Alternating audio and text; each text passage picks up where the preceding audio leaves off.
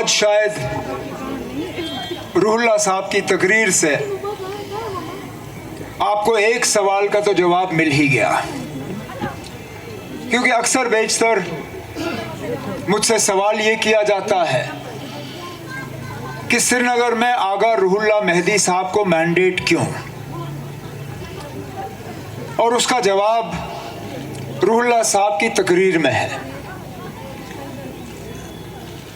क्योंकि ये उम्मीदवार वो शख्स हैं जो मौक़िफ़ से हटते नहीं, उनको इस बात की परवाह नहीं है कि उनके किसी चीज़ का कहने से किसी को नाराज़गी होगी, किसी को बुरा लगेगा, कोई खुश होगा या नाराज़ होगा। इनके जहन में एक ही बात है कि जो सही है वो सही है, जो मौक़िफ़ है उससे हटना नहीं है।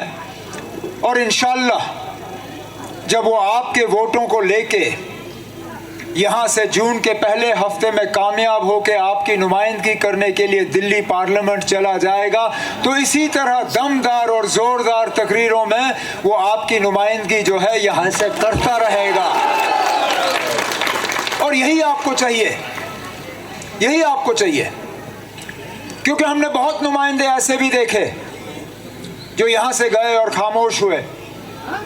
हमने वो लोग भी देखे जिन्होंने बीजेपी के खिलाफ वोट मांग के उन्हीं के साथ फिर हाथ मिलाया।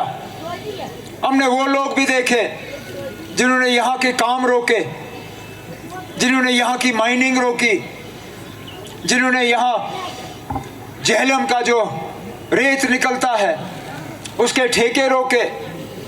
हमने वो लोग देखे जिन्होंने चोरी छुपे जो है बीजेपी को यहाँ अंदर लाने की साजिश रचाई, और आप खुलेआम कहते हैं कि हाँ जी हम बीजेपी के साथ हैं।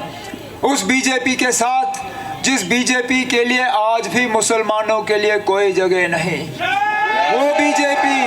वो बीजेपी भी आज भी इस कौम के साथ जो है नफरत फैलाने पे लगी हुई है। और अफसोस की बात यह है कि उनको इस बात का एहसास जरा सा भी नहीं है कि इलेक्शन तो 3 जून को ख़त्म होगा। 3 जून को इलेक्शन ख़त्म होने के बाद जो 4.5 साल और 5 साल इस मुल्क को चलना होगा, कैसे चलोगे इस तरह नफरत फैला के?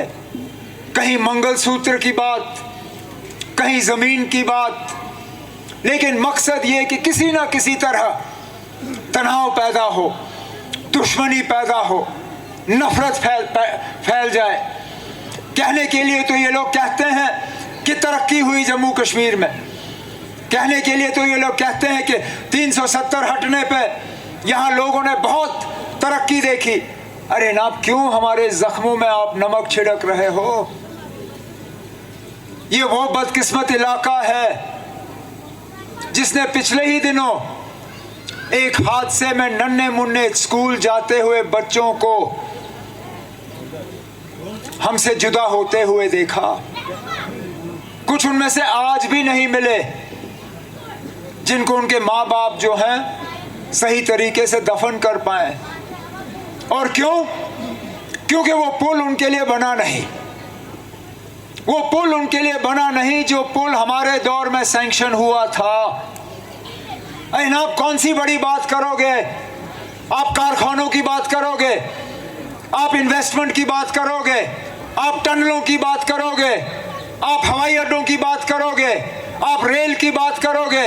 अरे जनाब, सिर्फ इस पुल की ही बात करें, समझाएं यहाँ के लोगों को आखिरकार क्या वजह थी कि उन मासूम बच्चों को किश्ती के जरिए ये दरिया पार करना पड़ा, जबकि उनके लिए एक पुल का प्रोजेक्ट तैयार हुआ था।